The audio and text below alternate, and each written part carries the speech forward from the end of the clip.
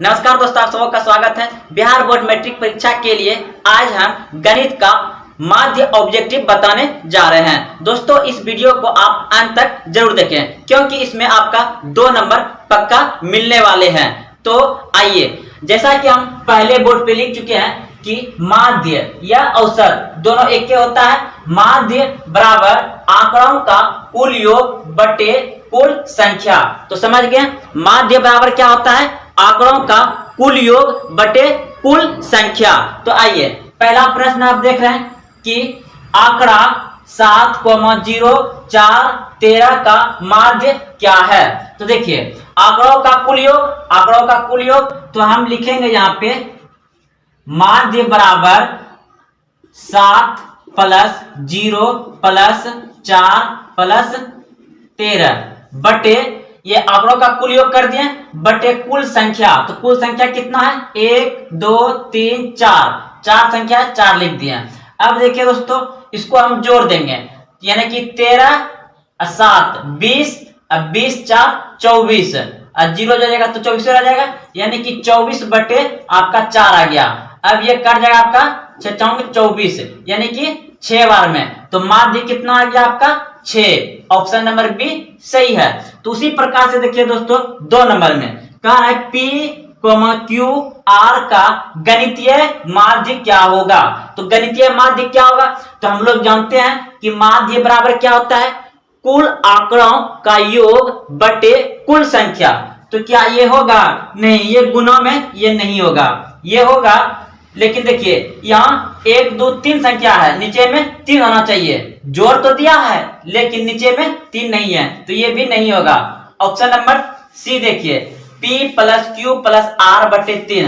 हाँ, ये बिल्कुल सही है क्योंकि 1 2 3 संख्या है, नीचे में 3 है, और आंकड़ों का योग, तो आंकड़ों का योग क्या हुआ है। तो देखिए दोस्तों, इसका ऑप्शन नंबर सी बिल्कुल सही है। तो चलते हैं अब अगले प्रश्न की ओर।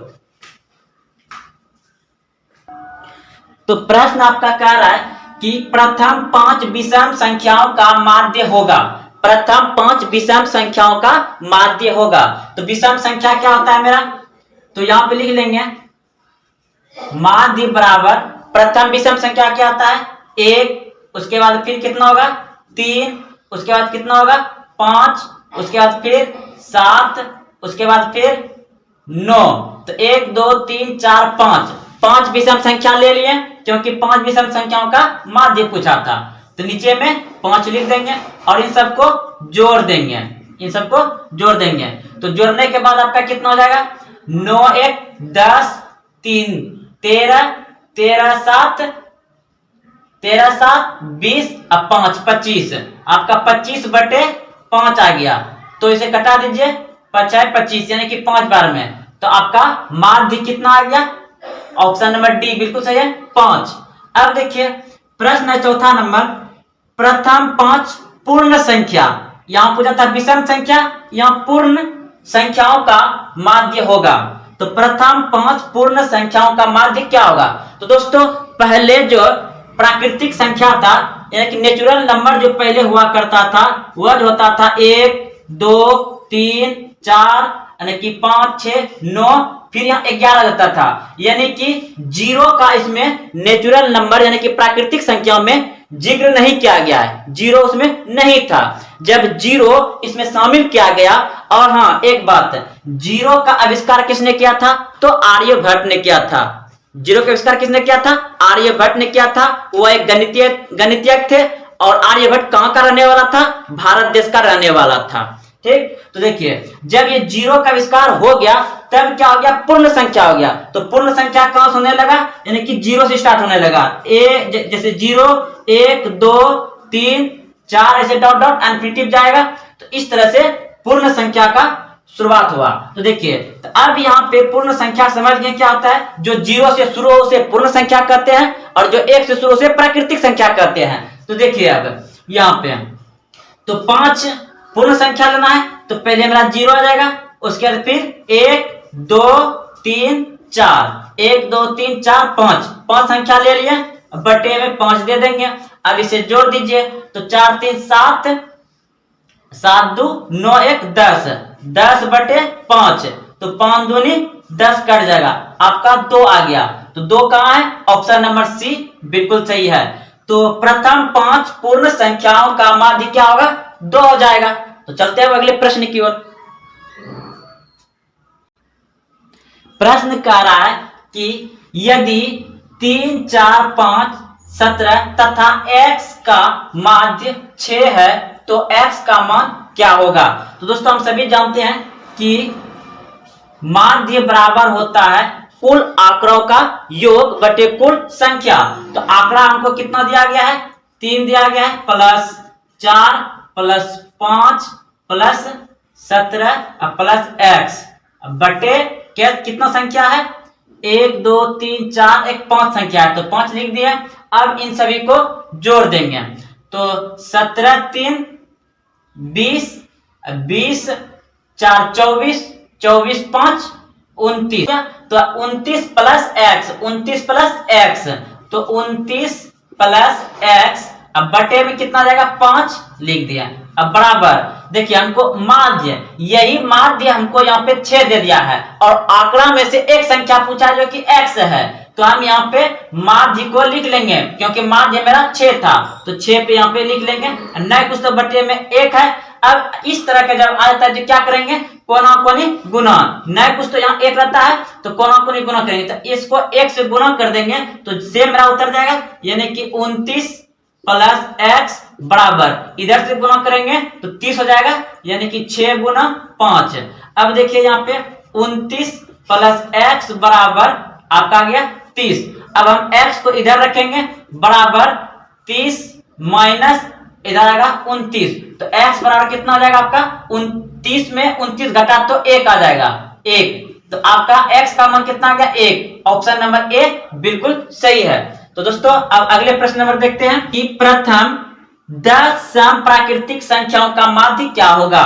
तो सम संख्या कर रहा है तो सम संख्या 2 से शुरू होता है, तो लिखिए यहाँ पे 2 प्लस इसके आगे क्या आ जाएगा? 4 plus 6 plus 8 plus 10 plus 12 plus 14 plus 16 plus 18 plus 20। देखिए 1 2 3 4 5 6 7 8 9 10, 10 पूर गया क्योंकि 10 सम संख्या का आता लेने के लिए नीचे में 10। अब इन सभी को जोड़ दीजिए। देखिए जोड़िए यहाँ से, ये तो 20 हो गया। देखिए 20 यानी ये 20 हो गया, 18 और 2 कितना होगा? 20। अब फिर यहाँ पे देखिए 16 4 20, अब फिर देखिए 14 24, अब फिर 12 8 20 और ये 10 है, यानी कितना हो गया यहाँ से आपका 20 20 40 40 20 60 60 20 80 80 20 100 और ये कितना हो जाएगा? 110। तो 110 बटे 10, ये 0 कट गया तो आपका बच गया सिर्फ यहाँ पे 11। तो आपका ऑप्शन नंबर सी सही है, क्योंकि इसको जोड़ के जितना मेरे पास टोटल नंबर रहता है उससे भाग देते हैं अन्य नंबरों की संख्या। तो चलते हैं अब अगले प्रश्न की ओर। तो सवाल नंबर देख रहे हैं साहब, x, 3, 4, 5 का माध्य 3 है तो x का मान क्या होगा? तो वही दोस्तों अभी जस्ट बनाए, तो माध्य बराबर होता है कुल आंकड़ों का योग बटे कुल संख्या। तो आंकड़ा कितना दिया हमको? x प्लस 3 प्लस 4 प्लस 5 अब बटे कितना संख्या है? 1 2 3 4, 4 संख्या है तो 4 लिख देंगे। अब क्या करेंगे? इन सभी को जोड़ देंगे तो कितना आ जाएगा? 5 4 9 9 3 12, 12 प्लस x, 12 प्लस x बटे में 4 अब बराबर माध्य हमको दे दिया है 3, तो यहाँ पे हम 3 लिख देंगे। नहीं कुछ तो इसके नीचे 1, तो कोना कोनी गुणा करेंगे, इसको कोना कोनी गुणा करेंगे 1 से तो पूरा वही लिखा जाएगा 12 प्लस x बराबर, इसको इधर से करेंगे तो 3 चौक 12, तो x बराबर क्या जाएगा? 12 और ये इधर आएगा तो घट जाएगा -12, तो x बराबर 12 में 12 घटेगा तो 0। ऑप्शन नंबर डी सही है। अब देखिए 13 और 19 के बीच समांतर माध्य है, तो समांतर माध्य है तो 13 और 19 दो संख्या दिया है तो 13 प्लस 19/2, तो कितना हो जाएगा, इसको जोड़िएगा तो 32/2, तो 16 दूना 32, यानी कि 16 आ जाएगा आपका। ऑप्शन नंबर बी सही है। तो प्रश्न आप देख रहे हैं 0.6 पर रेकरिंग को परिमेय संख्या के रूप में क्या होगा। तो परिमेय संख्या आप जानते हैं कि P/Q होता है।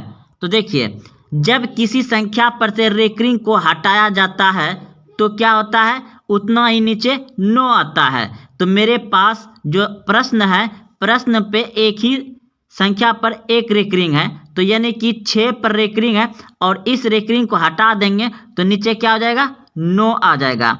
अब देखिए, तो इस तरह का आने के बाद हम लोग क्या कर सकते हैं, इसे कटा सकते हैं। तो 3 तिया 9 और 3 दूनी 6, तो आपका कितना आ गया, 2/3।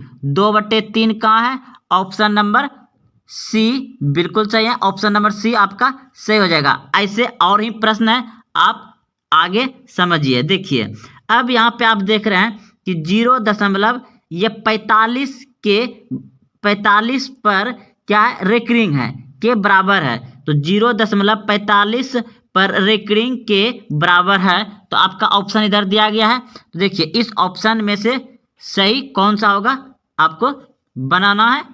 तो देखिए, जितना संख्या पर रेकरिंग है उतना संख्या क्या करेंगे, उतना ही 9 नीचे लिखेंगे। तो कितना संख्या पे रेकरिंग है, रेकरिंग है 2 संख्या पे, तो यानी कि ऊपर में हम 45 लिख लेंगे और नीचे क्या आ जाएगा, 9 आ जाएगा। अब देखिए, इसे हम लोग क्या कर सकते हैं, कटा सकते हैं। तो ये कट जाएगा 9 बार में, यानी कि 9 × 5 = 45 और 11×99 11 बार में, यानी कि आपका आ गया 5/11। 5/11। देखिए, जितना संख्या पर रेकरिंग रहता है, 2 संख्या पर रेकरिंग है तो 2 × 9 आएगा नीचे, अगर 3 संख्या पर रेकरिंग है तो 3 9 आएगा, और जिस संख्या पर रेकरिंग नहीं है उतना 0 आएगा और वह संख्या ऊपर में टोटल में से घट जाएगा। तो हम आगे देखेंगे। तो इस प्रश्न का उत्तर हो जाएगा आपका ऑप्शन नंबर 4। ऑप्शन नंबर 4 हो जाएगा इस प्रश्न का उत्तर, 5/11। तो चलते अगले प्रश्न की ओर। अब देखिए, प्रश्न आप देख रहे हैं 0.4 और 7 पे रेकरिंग है। तो यहाँ हम लोग क्या करेंगे, टोटल उतारेंगे। तो रेकरिंग कितना है, 7 पे है, तो यानी कि 1 9 होगा और 1 क्या हो जाएगा, जिस पे नहीं है उसका 0 हो जाएगा, और जिस पे नहीं है वह क्या होगा, माइनस हो जाएगा 4 इसमें। तो देखिए, इस तरह का बनाएंगे। जिस संख्या पर रेकरिंग रहेगा, ठीक है, जितना संख्या पर रेकरिंग रहेगा उतना 9 लिखेंगे, और जितना संख्या पर रेकरिंग नहीं रहेगा उतना 0 लिखेंगे, और जितना संख्या पर रेकरिंग नहीं रहेगा उसे माइनस भी टोटल संख्या में करेंगे। तो देखिए, आप देख रहे हैं कि 4 7 पे पावर यानी कि रेकरिंग था, तो रेकरिंग 7 पे था तो 1 9 लिख दिए, और 1 4 पे रेकरिंग नहीं था तो क्या कर दिए, 0 लिख दिए, और उसी को फिर माइनस कर दिए टोटल संख्या में। तो 47 में 4 घटा देंगे तो कितना हो जाएगा आपका, 43। 43 हो जाएगा, 7 घटेगा तो। अब देखिए, उसमें अब 90, तो ये कटेगा नहीं, तो 43/90 आपका आंसर जो हो जाएगा 43/90। ऑप्शन नंबर ए बिल्कुल सही है।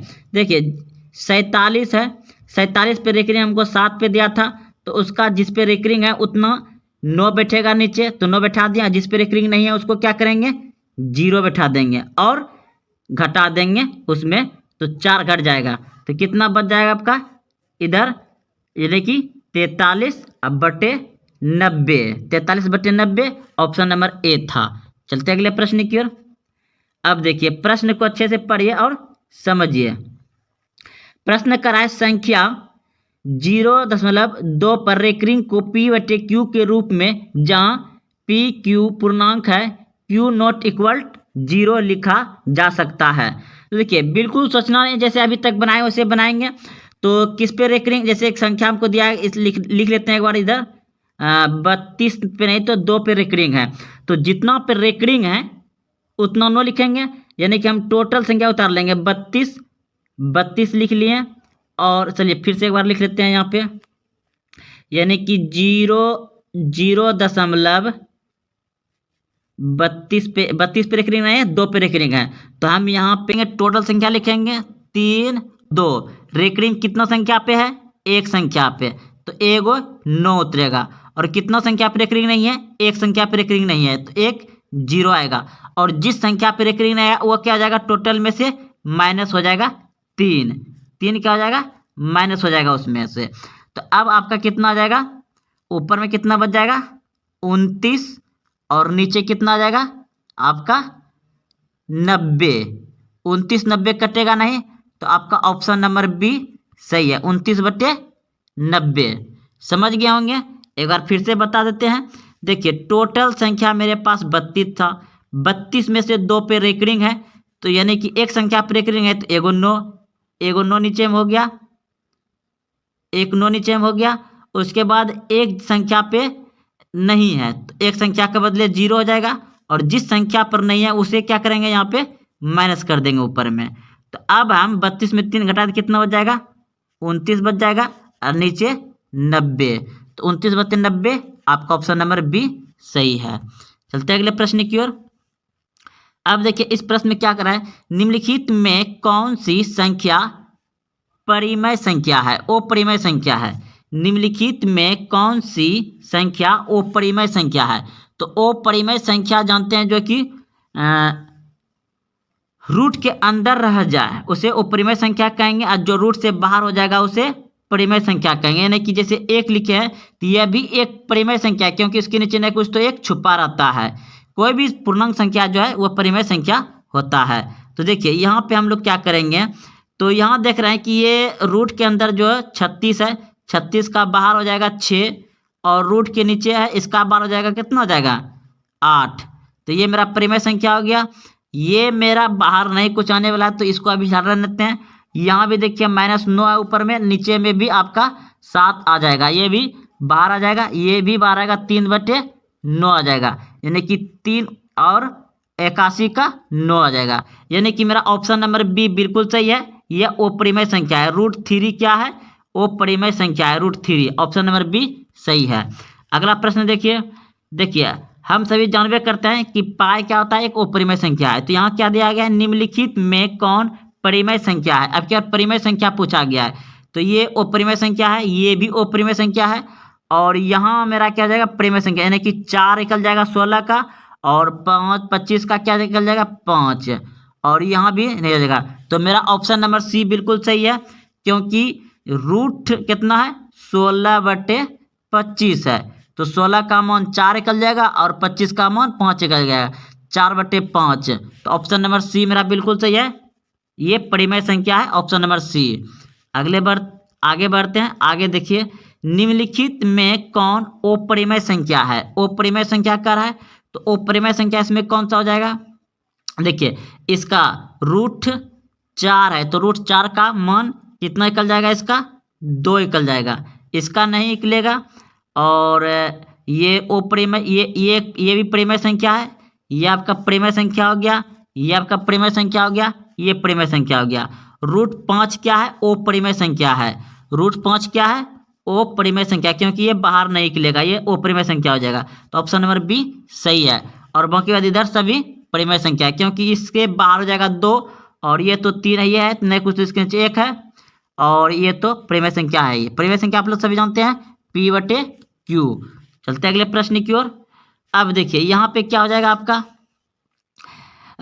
मतलब √10 गुना √15 बराबर है। तो देखिए इसमें क्या करेंगे? इसे आप तोड़ दीजिए, यानी कि इसको गुना करेंगे 5 दूनी 10, ये भी हो जाएगा। अब 15 को तोड़, क्योंकि इसमें एक जैसा क्यों लिखे? दोनों रूट एक ही जैसा है, इसलिए हम लिख दिए। तो अब यहाँ पे लिखेंगे हम, क्या लिख देंगे? गुना 3 गुना 5, तो यह 15 हो जाएगा। अब देखिए इसमें 2 छुपा रहता है, तो हम 2 को क्या करेंगे? बाहर निकाल लेंगे जोड़ा लगा करके, एक ये 5 और एक ये 5, तो ये दोनों बाहर हो जाएगा, तो 5 बाहर हो गया। अब रूट अंदर क्या रहेगा? 3, यानी कि ये 3 और 2, तो 3 दूना 6, तो 5√6, 5√6, ऑप्शन नंबर ए सही है, 5√6 हो जाएगा इसका। चलते अगले प्रश्न की ओर। प्रश्न देखिए कह रहा है सबसे छोटी अभाज्य संख्या कौन है? तो सबसे छोटी अभाज्य संख्या होता है आपका 2, ऑप्शन नंबर सी सही है। सबसे छोटी अभाज्य संख्या 2 होता है, ऑप्शन नंबर सी सही है। अगला प्रश्न देखिए।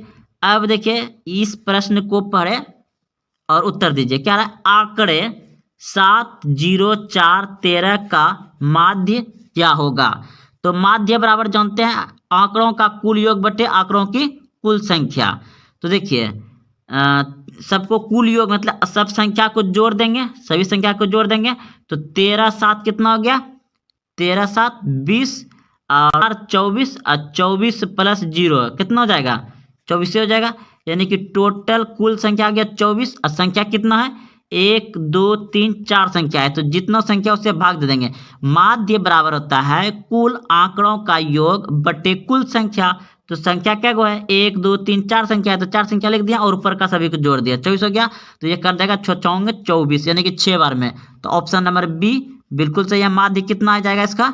6।